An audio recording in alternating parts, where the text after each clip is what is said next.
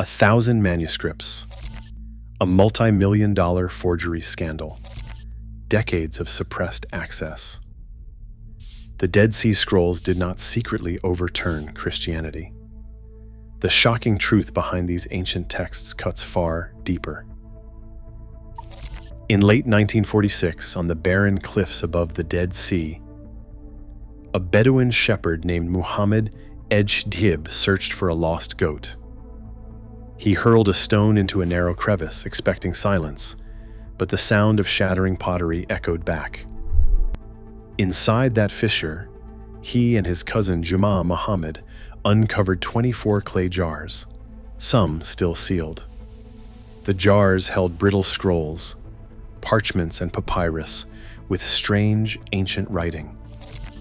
Over the following days, the Bedouins quietly removed the jars and took them to Khalil Musa, a Bethlehem dealer known as Kondo. Musa, recognizing their potential value, sold several scrolls to a local archbishop.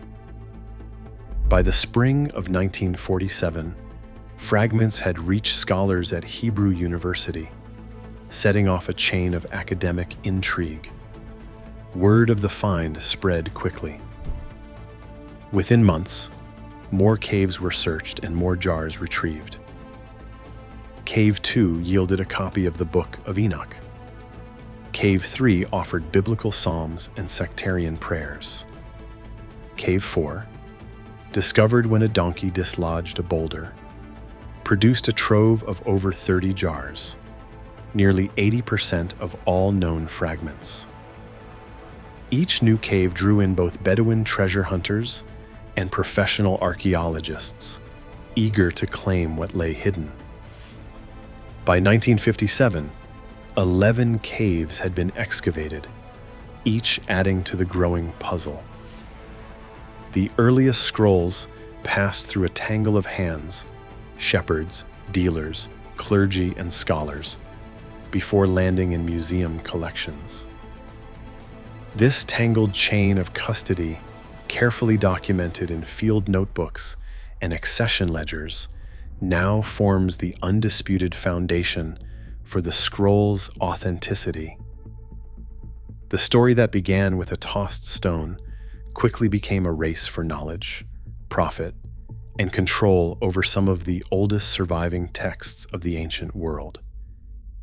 Nearly 1,000 manuscripts make up the Dead Sea Scrolls.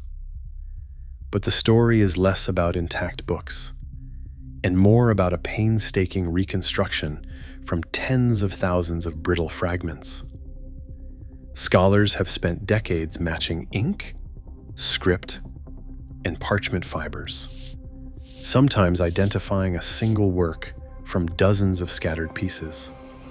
The vast majority of these texts are written in Hebrew, the sacred and scholarly language of ancient Judea.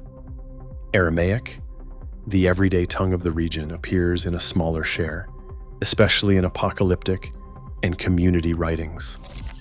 A handful of Greek fragments surface as well, mostly translations or philosophical works, but their presence is minor compared to the dominance of Hebrew. The content divides into 5 broad groups.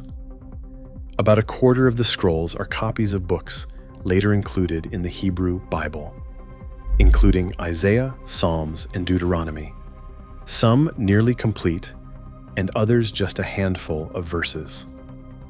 Another set rewrites or interprets biblical stories, offering commentaries or alternate versions.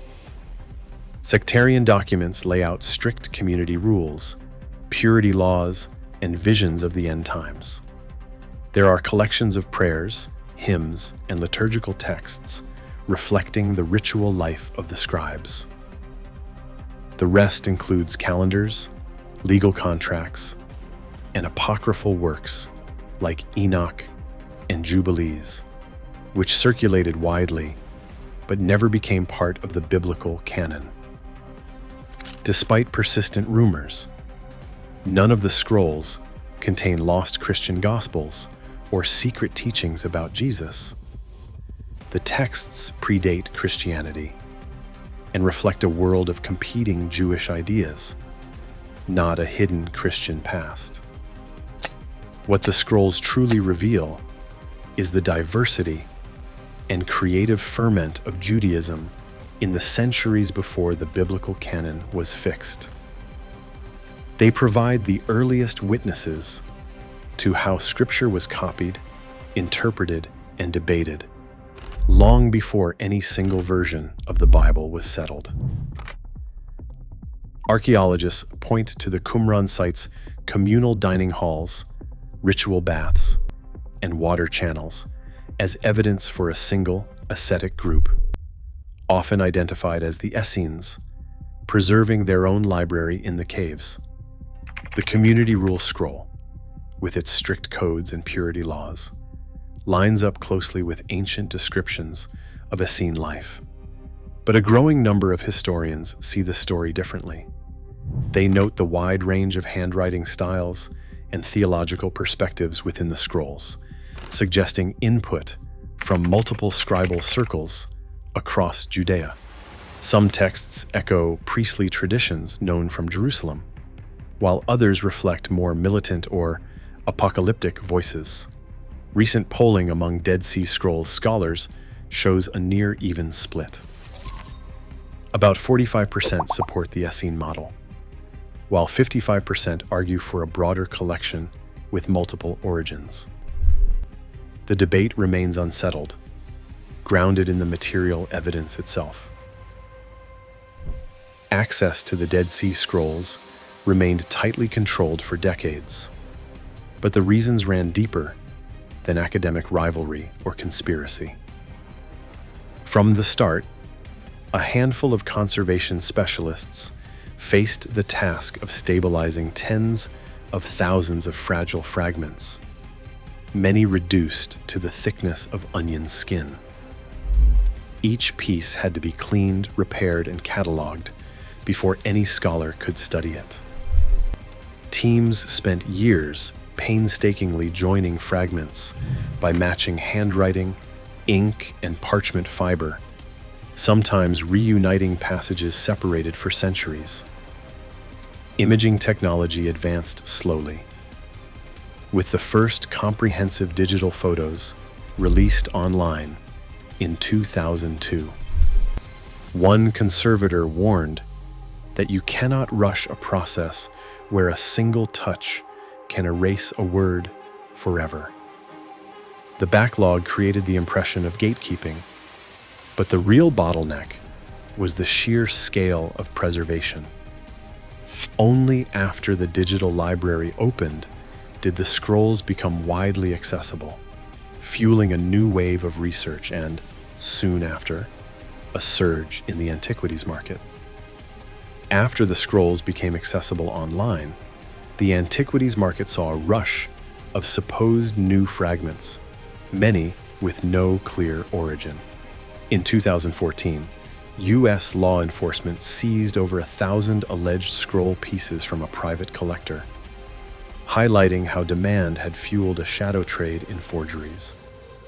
The most public fallout came at the Museum of the Bible in Washington, D.C., where scientific testing revealed that all 16 of its Dead Sea Scroll fragments were modern fakes, crafted from ancient-looking leather, but written with synthetic inks. Forensic teams used multispectral imaging and chemical analysis to expose modern binders and pigments. DNA tests traced parchment to contemporary goats. These scandals forced museums and collectors to tighten their standards, requiring radiocarbon dating and full provenance before accepting any new material. Meanwhile, new scientific approaches, like the Groningen team's AI-enhanced radiocarbon dating, promise greater accuracy, but also draw criticism for algorithmic black boxes and unresolved contamination risks. As the science advances, so does the need for transparency and skepticism. The story of the Dead Sea Scrolls now rests on a delicate balance, protecting the past from fraud while using technology to refine what we know and what remains uncertain. Today, the scrolls remind us. Real discovery means challenging assumptions, not chasing myths. As new science refines the evidence, the questions that matter are still open. Thanks for watching.